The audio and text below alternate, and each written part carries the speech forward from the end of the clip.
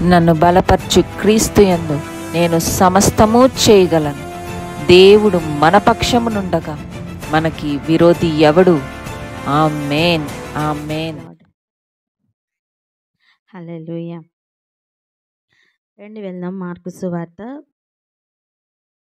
14వ అధ్యాయం. మార్కు సువార్త 14వ అధ్యాయం 53వ వచనం నుండి 56 వచనాలు చదువుకుందాం. 53 నుండి 56.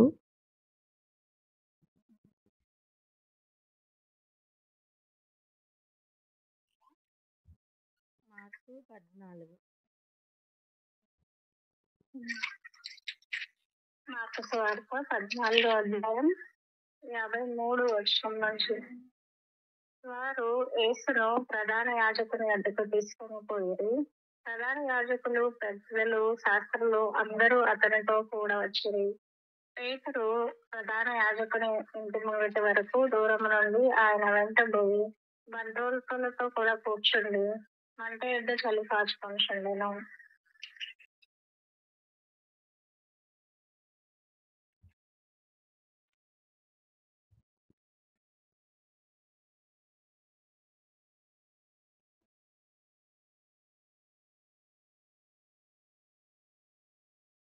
హల్లెలూయా. ఎలా అంటే వారు ప్రధాన యాజకుని వద్దకు తీసుకుని వెళ్ళారట. తీసుకొని అక్కడ ప్రధాన యాజకులు, పెద్దలు, శాస్త్రులు అందరూ కూడా అతనితో ఉన్నట్టుగా, ఇంకా చెప్పాలంటే అది ప్రధాన యాజకుని ఇల్లై ఉన్నదని మనం నిన్నటి దినాన్ని చదువుకున్నాం. ఇప్పుడు అక్కడికి వెళ్ళిన తర్వాత వారు చేస్తున్న పనులు చూద్దాం. 55వ వచనం చూడండి. ప్రధాన యాజకులను, మహాసభ వారందరూ యేసును చంపవలనని ఆయన మీద సాక్ష్యము వెతికిరి. వాళ్ళ ప్రధానమైన ఉద్దేశం ఏమిటండి? మొదటి నుండి ఆయన్ను చంపాలి. చెప్పండి, వాళ్ళ ఉద్దేశం ఏంటి? మొదటి నుండి చెప్పాలి. ఏంటి? ఆయనను చంపాలి. ఇదే మాట యేసు ప్రభు ఇంతకుముందే చెప్పారు కదా, మీరు నన్ను చంపవాలని ఉన్నారు అంటే, అప్పుడు వాళ్ళు ఏమన్నారు? నీవు పిచ్చిపడిన వాడువు, నిన్నెవరు చంపాలని అనుకుంటున్నారు అసలు అని ఇంతకుముందు మాట్లాడారు. కానీ వాళ్ళ ప్రధానమైన ఉద్దేశం ఏమిటి? ఆయన చంపాలి. అందుకే ఇప్పుడు చేసిన తప్పును బట్టి చంపాలని వాళ్ళు తీర్పు తీర్చట్లా. చంపాలని ఉన్నారు గనుక ఇప్పుడు ఏం తప్పులు వెతుకుదామా అని వెతుకుతున్నారు. ఈయన ఏం తప్పు చేశాడా అని అందరూ కూర్చొని ఇప్పుడు ఆలోచన చేస్తున్నారు. వాళ్ళ ప్రధాన ఉద్దేశం ఆయనను చంపాలి. ఇంతకీ ఈ విషయం ఏంటంటే వాళ్ళకి ఏమీ దొరకలేదట. చంపడానికి వెతుకుతున్న హేతువు, కారణం వారికి దొరకలేదు. అప్పుడు కొంతమంది లేచారు. ఏమనంటే, మేము దేవాలయం కడితే లేదా దేవాలయం కడతానని చెప్పగా విన్నాము అని. అప్పుడు మనం ధ్యానించుకున్నాం, గుర్తుందా? దేవాలయం గురించి ఆయన ఏమని చెప్పారు? రోకలు మార్చున్న వాళ్ళని డిస్టర్బ్ చేసిన తర్వాత, కొరడాలతో వారిని కొట్టిన తర్వాత ప్రభు చెప్పిన మాట ఏంటంటే, ఈ దేవాలయంను పడగొట్టండి, 3 దినముల్లోగా నేను కడతాను. ఆ మాటని వక్రీకరించి కొంచెం తిప్పి చెప్దామని ట్రై చేశారు. ఎలా ట్రై చేశారో చూద్దాం. 57, 59 చూడండి.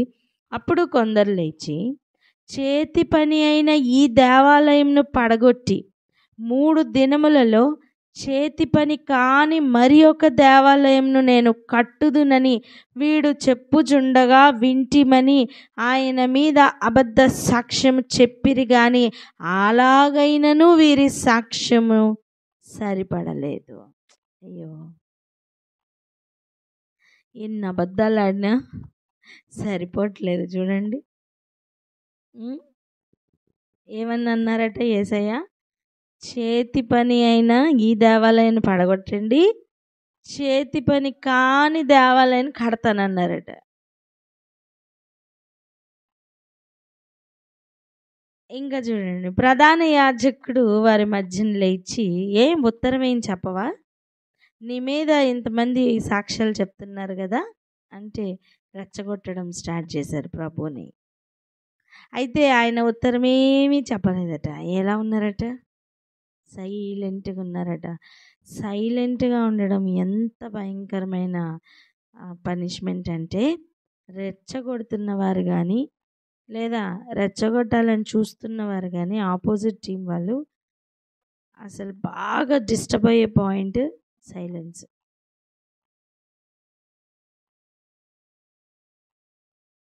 అప్పుడు మరలా ప్రధాన యాజకుడు అడుగుతున్నారు ఏమని?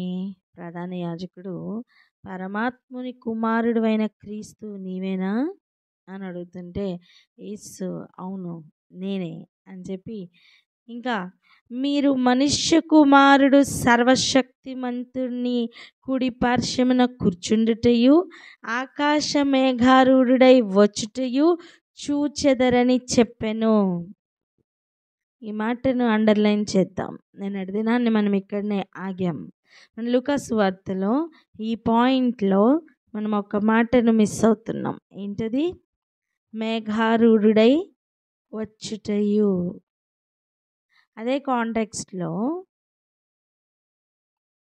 మీరు తండ్రి కుడిపార్శ్వమున కూర్చోవడం చూస్తారు అని చెప్పారు, లేదా కూర్చుంటారు అని చెప్పారు. సో ఆయన నిరీక్షణ ఏమై ఉన్నదో మనకు అర్థమైంది. కానీ మార్కులో మనకి ఈ పాయింట్ కూడా యాడ్ అయింది. ఆ నిరీక్షణ యొక్క కాల వ్యవధి పెరిగింది. నేను అంటాను, ఈ నిరీక్షణలో మనం పాలిభాగస్థులమై ఉన్నామని. ఆమెన్. ఎందుకంటే తండ్రి కుడిపార్శ్వమున కూర్చోవడం అనేది అప్పుడే జరిగింది. అధికారపూర్వకంగా ఆయన తండ్రి పక్కన కూర్చోవడం ఒక నియోజకవర్గం నుండి గెలిచి వెళ్ళి కూర్చున్న ఒక మంత్రితో సమానమని నేర్చుకున్నాం. కానీ అక్కడ నుంచి సర్వ అధికారములు పొందుకున్న ఒక వ్యక్తి మేఘముల మీద ఆసీనుడై రాబోతున్న ఆ లెవెల్ ఉంది చూసారా, దాని మధ్యలో మనం ఉన్నాం. ఇప్పుడు మనం వేచి ఉన్న కడవరి గడియలు ఆయన వచ్చుట చూచు వరకు. హల్లెలూయా. మన నిరీక్షణ ఇప్పుడు ప్రస్తుతం ఏమై ఉన్నది అంటే, ఆయన వస్తారనే నిరీక్షణ. ఆయన కొరకు కనిపెట్టుకునే నిరీక్షణలో నీకు భూమి మీద లేని ఆనందం, నీకు భూమి మీద దొరకని ఆనందం అక్కడి నుంచి వస్తారన్న మాటలోనే దొరుకుతుంది. కీర్తన భాగంలో ఆఖరి మాట చదవండి, ఈరోజు చదివింది 119.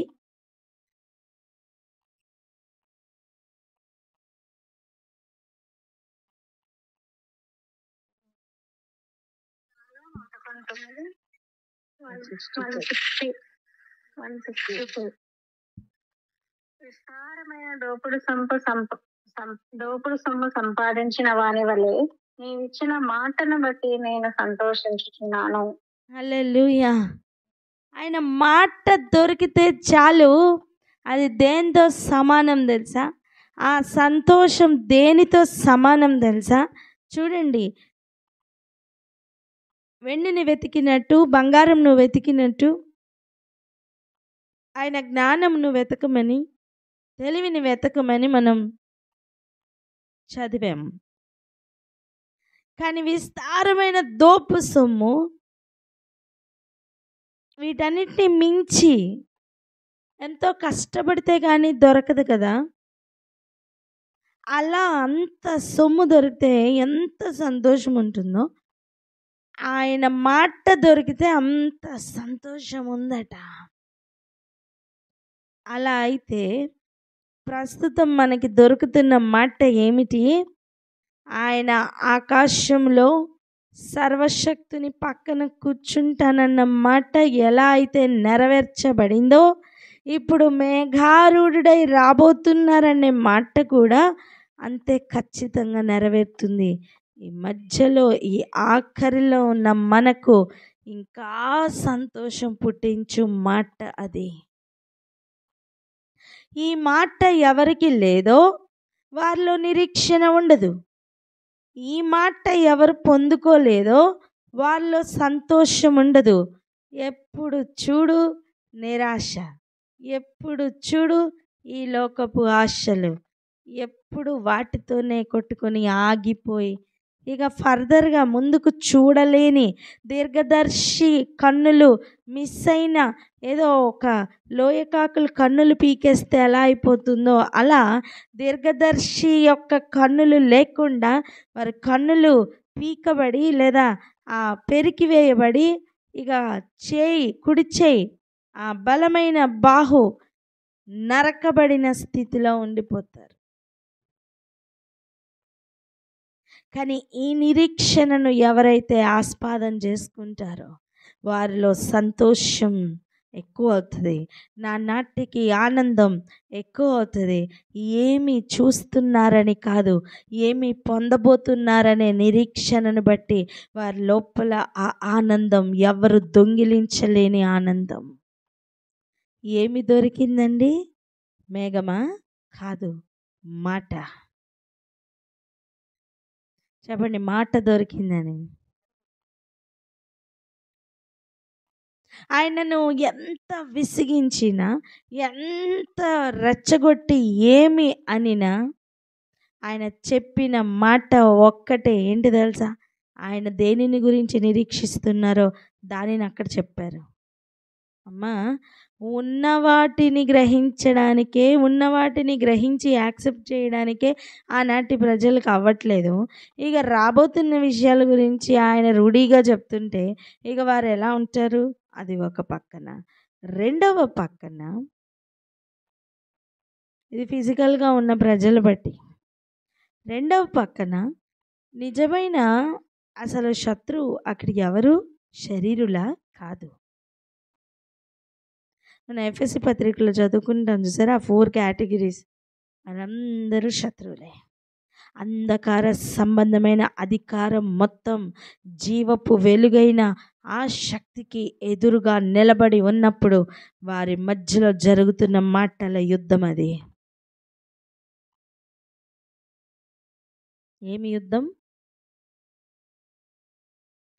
మాటల యుద్ధం, ప్రవచనాల యుద్ధం. అందుకే చూడండి, వారికి కోపంను ఎలా తీర్చుకుంటున్నారో తెలుసా? ఎలా తీర్చుకుంటున్నారంటే చూడండి, ఈ మాట ప్రభువు చెప్పగానే ప్రధాన యాజకుడట తన వస్త్రములు చింపుకొని, మనకిక సాక్షులతో ఏం పని? ఈ దేవదూషణ మీరు వింటున్నారు కదా, మీకేమి తోచుచున్నది అని అడుగ్గా వారందరూ మరణమునకు పాత్రుడని ఆయన మీద నేరస్థాపన చేసిరి. ఏమండి, అంత మరణం పొందవలసినంత తప్ప ఆ మాట? కొందరు ఆయన మీద ఉమ్ము వేస్తారట, ఆయన ముఖమునకు ముసుగు వేస్తారట. ముసుగు ఎందుకు వేస్తారండి? చంపడానికి ముందు. మన దేశంలో అయితే ఊరి వేయడానికి ముందు ముసుగు వేసి ఆయనను గుద్దుచు ప్రవచింపుమని ఆయనతో చెప్పసాగిరి. ఏమన్నారు చెప్పండి? ప్రవచించమంటున్నారు. యాక్చువల్గా స్పిరిట్ realmలో అక్కడ జరుగుతున్నది ప్రవచనాల యుద్ధం. ఎంతమందికి అర్థమవుతుంది? జరగబోతున్న దానిని ఆయన ప్రవచిస్తుంటే మనుషులకు ఎంతవరకు అర్థమైందో నాకు తెలియదు, కానీ చీకటి సంబంధమైన ప్రతి అధికారమును కదిలించే మాట అది. ఎందుకు తెలుసా? అద్దరికి చేరదామని చెప్పి ఆయన బయలుదేరినప్పుడు ఆయనని ఎదుర్కొంటూ దెయ్యములు పలికిన ఒక మాట ఉంది, గుర్తుందా? నీవు దేవుని కుమారుడు అని మాకు తెలుసు, మమ్మల్ని నశింప చేయడానికి అప్పుడే వచ్చావా అని అడిగారు. చూసారా? ఇదిగో మేఘారూఢుడై ఆయన రాబోతున్న సమయం. ఈ అంధకార సంబంధమైన ప్రతి అధికారమును ఆయన మొత్తబోతున్నారు. ఆయన పూర్తి రివెంజ్ తీసుకోబోతున్నారు. అందుకే ఆ మాట చెప్తున్నప్పుడు లోకనాథులందరూ కదిలిపోతూ ఉంటారు. లోక అధికారులందరికీ కూడా పిచ్చి పట్టిపోతుంది. ఎందుకంటే వారికి ముందే తెలుసు ఆయన అధికారంలోనికి వస్తే, ఆయన అధికారంతో ఆయన మేఘారూఢుడై గనక రాబోతున్నారని ఆ మాట ప్రవచనాత్మకంగా భూమి మీద పలికితే అది ఎంత రూఢిగా జరుగుతుందో వారికి తెలుసు. ఎంత తెలిసినా, ఎంత జ్ఞానమున్నా వారికి లేనిదేంటో తెలుసా? వివేచన, తెలివి. ఇవి వాళ్ళకి ఉండవు. దేవుడు వారికి ఇవ్వలా. అరే భూమి మీద ఉన్న నిప్పు కోడికే దేవుడు తెలివి ఇవ్వలేదంటండి. దానిని తెలివి లేని దానిగా దేవుడు చేసెను అని వాక్యం చెప్తుంది.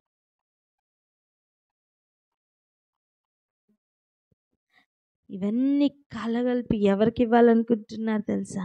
వెంట కుప్ప మీద నుంచి తీసినట్టుగా, దీనులను దరిద్రులను తీసినట్లుగా, ఇదిగో మట్టిలో నుండి, ధూళిలో నుండి కొంతమందిని దేవుడు పిలుచుకున్నారు, ఏర్పరచుకున్నారు. ఆయన కొరకైన స్వాస్యముగా ఆయన ఏర్పరచుకున్నారు. వారికి ఈ అధికారం అంతా ఇవ్వాలని చేసిన ఈ ప్రణాళిక మరి వారికి కోపం పుట్టించదా?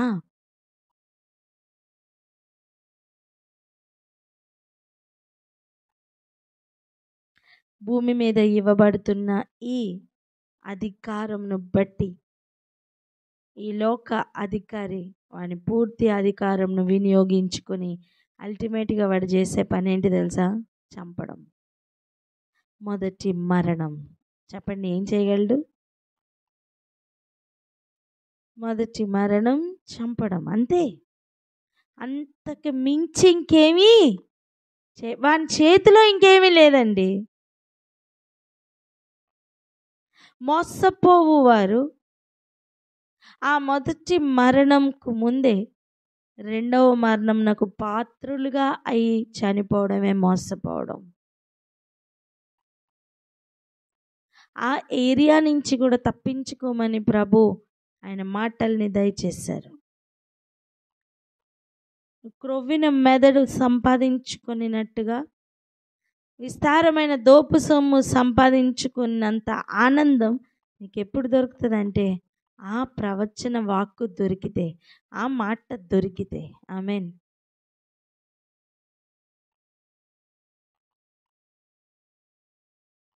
ఇంతగా కదిలిపోయి ఆయన చంపేయాలని ఇంత ప్లాన్ చేసి అంతా చేస్తే అక్కడికి వెళ్ళి కూడా ఆయన పలికింది ఏంటి తెలుసా? ప్రవచనాత్మకమైన మాట. హల్లెలూయా. నిరీక్షణ సిగ్గుపరచని ఒక మాటను ఆయన అక్కడ పలికారండి. అంటాను, బోత్ ఫిజికల్గా ఉన్న శరీరులు, ఫిజికల్గా లేని శరీరంతో లేనివి, అధికారములు, సింహాసనములు అన్నీ కదిలిపోయే మాట అది.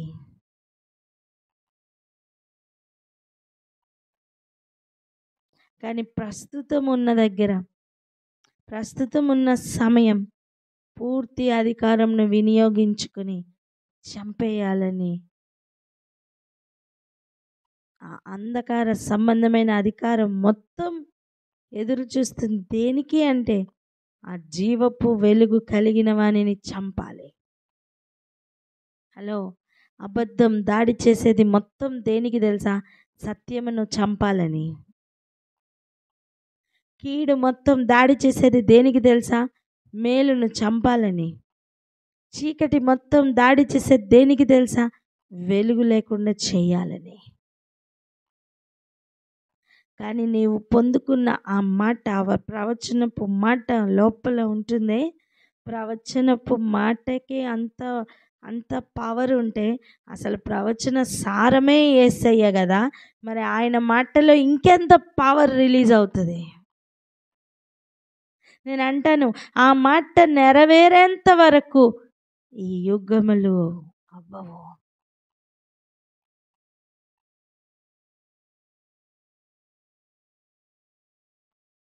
అధికారపూర్వకంగా కూర్చోడానికి, కుడిపార్శ్వమున కూర్చోడానికి ఇదిగో ఇంతకాలం పట్టింది. యేసు ప్రభు వారి శిలువ మరణం వరకు కాలం పట్టిందండి. మరి ఇప్పుడు ఆయన మేఘారూఢుడై వచ్చి శత్రువులను పాదమునకు కింద పీఠముగా చేయబోతున్న ఆ కాలం ఉందే, అది ఇంకెన్ని యుగాలు అంటే ప్రస్తుతం మనం చూస్తున్నాం 2000 సంవత్సరాలు అయింది. మనకి అది చాలా ఎక్కువ సమయం సంవత్సరాల్లో కనిపిస్తుంది, కానీ ఆయనకి మన టైం లైన్ ప్రకారం 24 గంటలే ఒక రోజు, కానీ ఆయనకి అలా కాదే. ఒక రోజు అంటేనే 1000 సంవత్సరములు కదా. అంటే ఆయనకి ఎన్ని దినాలు గడిచింది? 2 దినాలు గడిచాయి.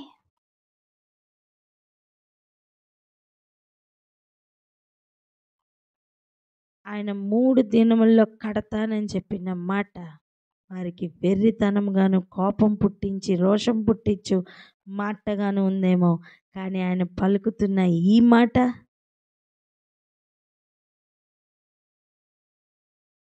గ్రహింపుకు కూడా రాని సంగతులు.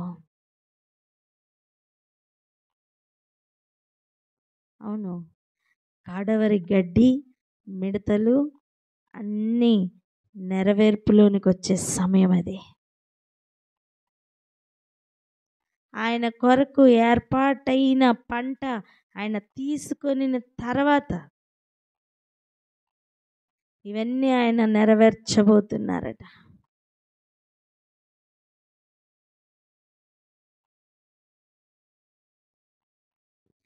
ఏదేమైనప్పటికీ కూడా వారు కొట్టి ప్రవచించు ప్రవచించు అని పలుకుతున్న దానికి ఎంత అవివేకమో చూడండి. వాళ్ళకి ఎంత కోపం, ఎంత రోషం, అసలు చూడండి. ముసుగు వేసి ఆయన గుద్దుతూ ప్రవచించమని చెప్పి ఆయన అవమానిస్తున్నారు. మీరేం చేస్తున్నారు తెలుసా? ఏది విత్తితే అది కోస్తాం కదా. వీళ్ళు ఇప్పుడు ప్రస్తుతం ఏం విత్తుతున్నారో చూడండి. ఫ్యూచర్లో వాళ్ళు కోయడానికే ఇదంతా విత్తుతున్నారు. నీతిమంతుని మీద ఒకడు ఇలాగనే ప్రవర్తిస్తుంటే వాళ్ళు ఏం చేస్తున్నారు తెలుసా? జ్ఞాపకం చేసుకోవాలి మనం. విత్తుతున్నారు వీళ్ళు. వీళ్ళ పరిమాణంని వీళ్ళు పూర్తి చేసుకుంటున్నారన్న మాట మనకు అర్థం అవ్వాలి. ఏదేమైనప్పటికీ కూడా ఆయనను ఎంతగా అవమానించి ప్రవచనం యొక్క మాట యొక్క విలువ తెలియని వారై ఆయన అవమానించే ముసుగులో వారే అవమానపు పాలైపోతూ ఓడిపోయిన ప్రధాన యాజకులు, ఓడిపోయిన పెద్దలు, ఓడిపోయిన పరిసయ్యులు.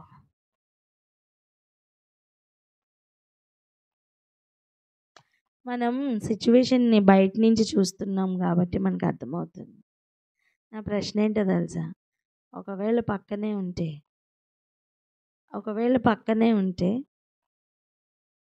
ఈ గ్రహింపు వచ్చేదా? చెప్పాలి, వచ్చేదా?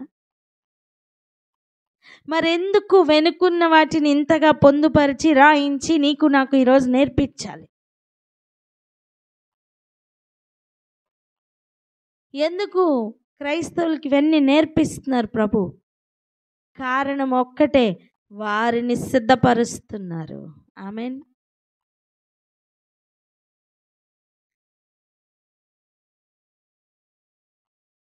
వారిని ఎందుకు సిద్ధపరచాలా? వారిని దేని కొరకు సిద్ధపరచాలా? ఇక్కడే ఆగి ప్రార్థన చేద్దాం.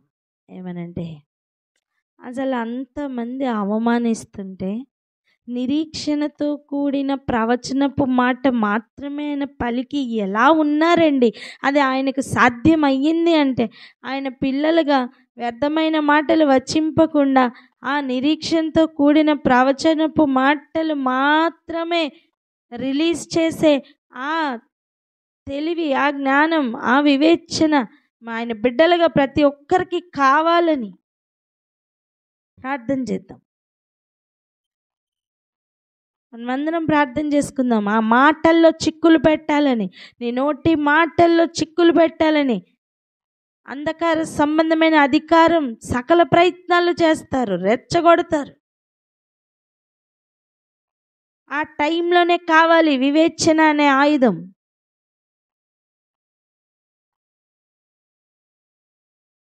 ఇంతవరకు అది లేదేమో, ఈరోజు ఆయన్ని అడుగుదాం.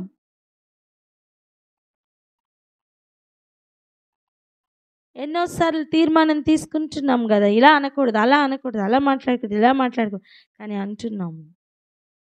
ఆ ఏరియాలో మనం అందరం కరెక్ట్ అవ్వాలి.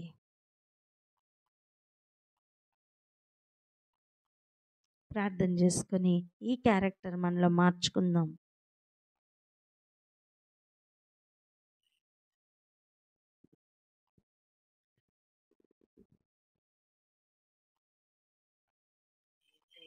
వాక్కు నాయన యేసయ్య, మీ ప్రవచనం ఎంత పవర్ఫుల్ ప్రభా నాయన యేసయ్య. మరి వారి అపవాదములకు, వారు ఇస్తున్న ప్రతి ఒక్క సవాలుకు, ప్రశ్నకు జవాబుగా ప్రభా మీ యొక్క నిరీక్షణను ప్రభా నాయన యేసయ్య మీరు జరిగించబోతున్న మహాకార్యము ప్రవచన రూపంగా పలికి ఉన్నదానికి వందనాలు. ఆయన దాని యొక్క బోధ కూడా వారికి లేదు ప్రభా. అయినప్పటికీ మీరు చేయనై ఉన్న నాయన, మీరు నిర్ణయించిన ఆ యొక్క నాయన యేసు యొక్క మహాకార్యము మేఘారుడే రాని ఉండట ప్రభా నా తండ్రి. ఆ యొక్క గొప్ప కార్యముని నువ్వు ప్రవచనముగా పలికి ఉన్నవయానికి వందనాలు ప్రభా నా తండ్రి. యేసయ్య, ఈ మాట ఎంత శక్తివంతమైనది ప్రభా. ప్రభా నాయన యేసయ్య, నీ వాక్కును ఆధారం చేసుకుని ఆయన యేసయ్య ఏ విధంగా మేము నా తండ్రి యేసయ్య జీవించాలో, ఏ విధంగా నాయన మేము ఎదుర్కొంటున్న ప్రతి పరిస్థితిలో నీ వాక్కును నాయన ఎత్తిపెట్టి నాయన యేసయ్య మేము దాన్ని నాయన స్వాధీనపరచుకోవడానికి మాకు సహాయం దయచేయండి ప్రభా.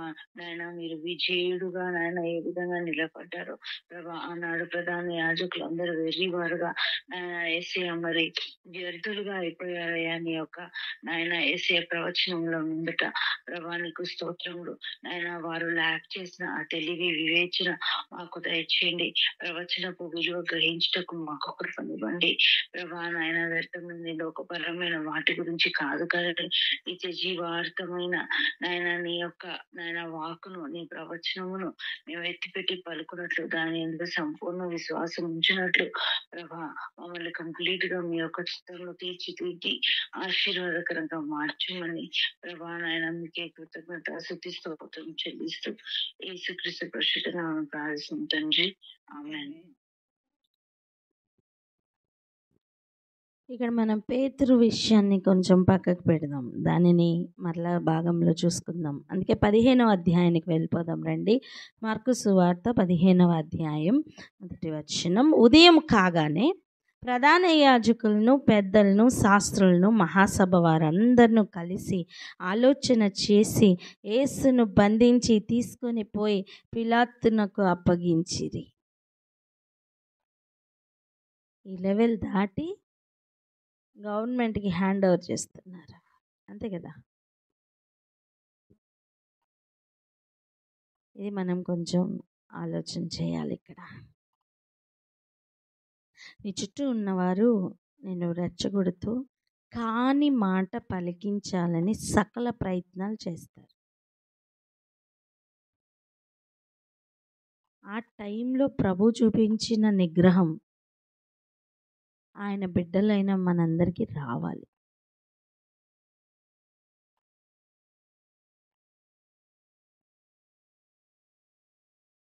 ఈరోజు మనం ఆ ఏరియాలో కరెక్షన్ తీసుకోగలిగితే, దానిని మనం ప్రాక్టీస్ చేయగలిగితే మన జీవితం మొత్తం ఒక సమాధానమే నిలబడుతుంది.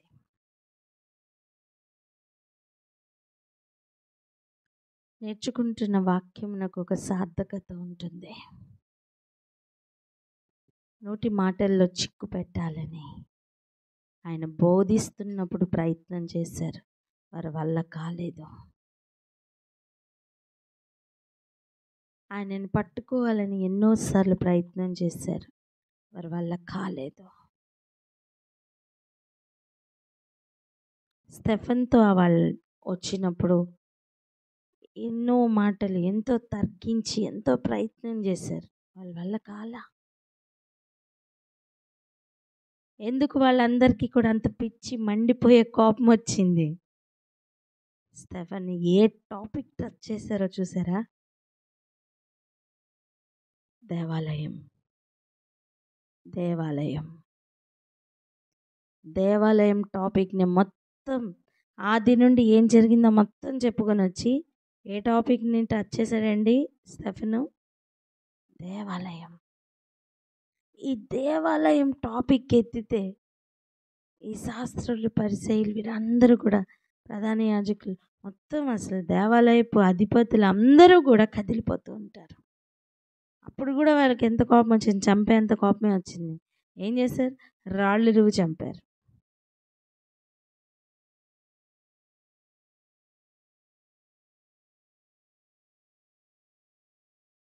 నీకు గ్రహింపు రావాలి.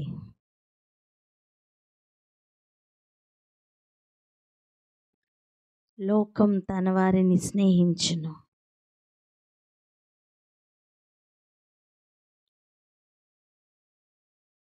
స్తోత్రం. ఎంతమందికి అర్థమవుతుంది?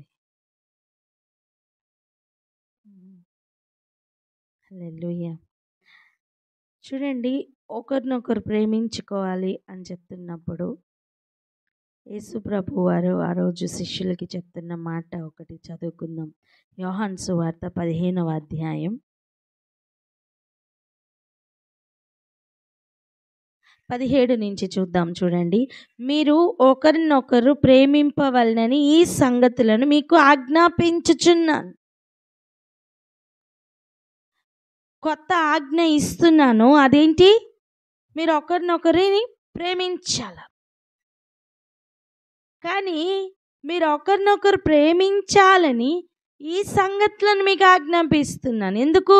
మీరు ఒకరికొకరు ప్రేమ కలిగి ఉండే ఈ ప్రక్రియలో మీరు ఈ సంగతులన్నిటినీ కూడా ఎదుర్కొంటారు. ఏంటవి? లోకము మిమ్మును ద్వేషించిన ఎడల మీకంటే ముందుగా నన్ను ద్వేషించెను అని మీరు ఎరుగుదురు.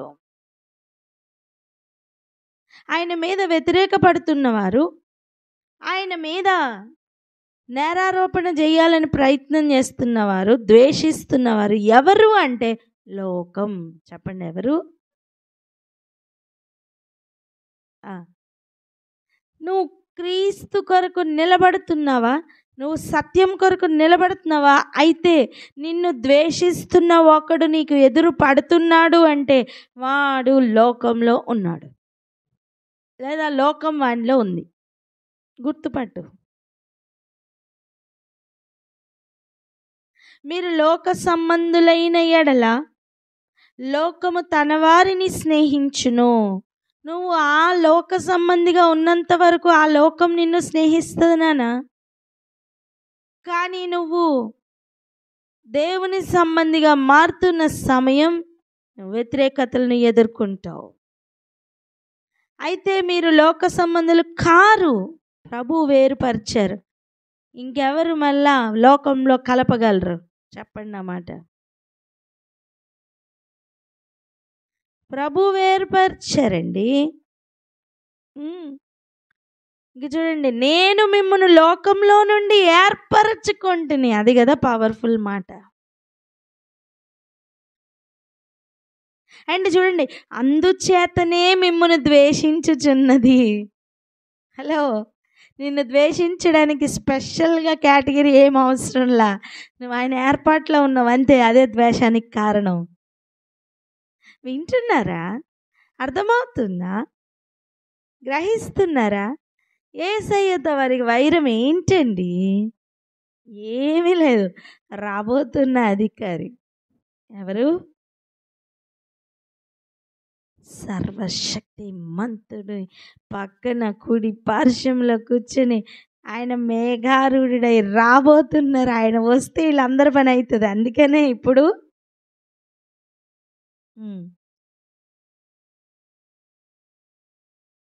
ఇక ఆయన ఏర్పరచుకున్న లోకంలో నుండి కొనబడిన వారు ఏమవుతారు? వారు కూడా జయించిన వానిని జయించిన వాడు ఆ ప్రకారమే కూర్చోబెడతారట.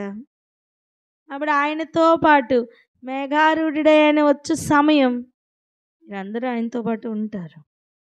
హల్లెలూయా. అప్పుడు ఏం జరుగుతుంది? లోకం పని అవుతుంది. అందుకే ఇప్పుడు లోకం ద్వేషిస్తుంది. నీకంటే ఎక్కువ ప్రవచనాన్ని లోకమే నమ్ముతుంది కదా నాన్న.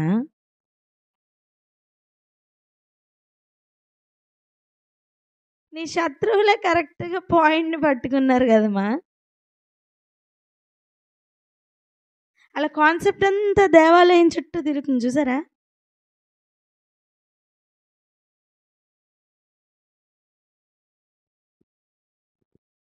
మన మైండే మారాలి. ఇంకా చూడండి, దాసుడు తన యజమాని కంటే గొప్పవాడు కాడని నేను మీతో చెప్పిన మాట జ్ఞాపకం చేసుకునడి.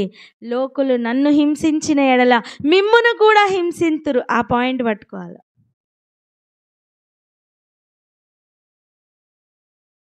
ఆయన ఒకవేళ యజమానుడు అయితే ఆయన పొందిన హింస ఆయన దాసులు కూడా పొందుతారు. ఆయన అదే చెప్తున్నారు, నన్ను హింసించిన ఎడల మిమ్మల్ని కూడా హింసిస్తారు. నా మాట గైకొని ఎడల మీ మాట కూడా గైకొందురు. చెప్పండి, ఇప్పుడు ఆయన మాట గైకొన్నారా వాళ్ళు?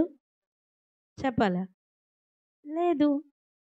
యేసయ్య ఏ మార్గంలో వెళ్ళారో ఆ మార్గంలో వెళ్తేనే కదా కరెక్ట్. ఆయన అదే మాదిరి ఉంచిపోయారు. నన్ను హింసిస్తే మిమ్మల్ని కూడా హింసిస్తారు, నా మాట వింటే మీ మాట కూడా వింటారు అని. ఇప్పుడు చెప్పండి, లోకం ఆయన మాట విన్నదా? ఆయనను హింసించిందా? దూషించిందా లేదా? ఉమ్మేశారా లేదా? ముసిగేశారా లేదా? కొట్టారా లేదా?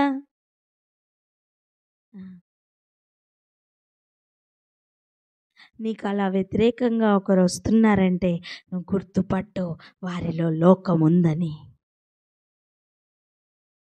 హలో.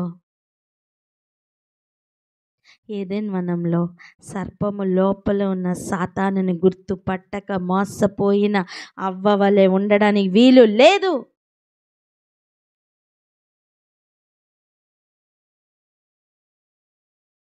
తీయని మాటలు పలుకుతున్న ఆ లోపల ఉన్న ద్వేషం, ఆ కాటు వేసే ఆ విషం గుర్తుపట్టు. నువ్వు పట్టినా పట్టకపోయినా నువ్వు ఏర్పాట్లో ఉన్నావని గుర్తుపడితే చాలు, అవి విషం కక్కుతూనే ఉంటాయి. అందుకే సర్ప సంతానమా, సర్పములారా అని పిలిచారు ప్రభు. లోపల వినియోగించబడుతున్న శక్తి లోకానుసారమైన శక్తి. ప్రకృతి సంబంధమైన వాడు ఆత్మ సంబంధి అయిన వానికి విరోధి.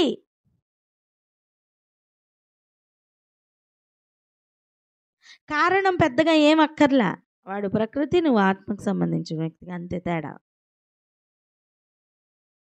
వీళ్ళిద్దరికీ పొత్తు కుదరదు. ఒకవేళ కుదురుతుంది అంటే వాళ్ళైనా మారి ఉండాలా, నువ్వైనా మారిపోయి ఉండాలా.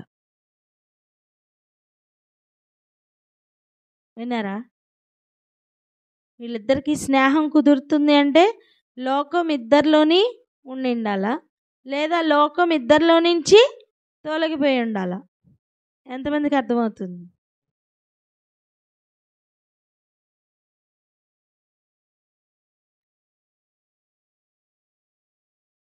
ప్రార్థన చేసుకుందాం.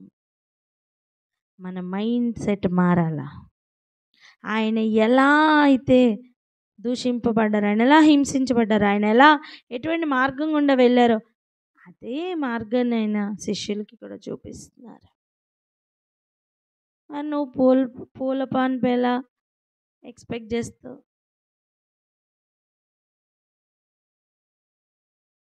ఇవన్నీ దాటి ఆయనను ప్రేమించగలిగితే కదా నిజమైన ప్రేమ.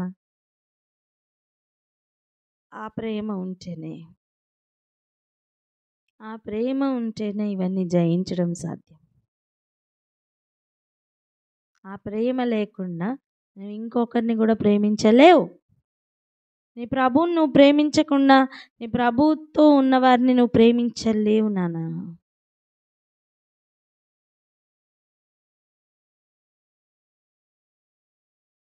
ఆయనకి స్నేహితుడు అని, నువ్వు ఆయన శిష్యుడు అని లోకం గుర్తుపడుతుంది. దేనిని బట్టి? నీవు కలిగి ఉన్న ప్రేమను బట్టి, నీ క్రియలను బట్టి.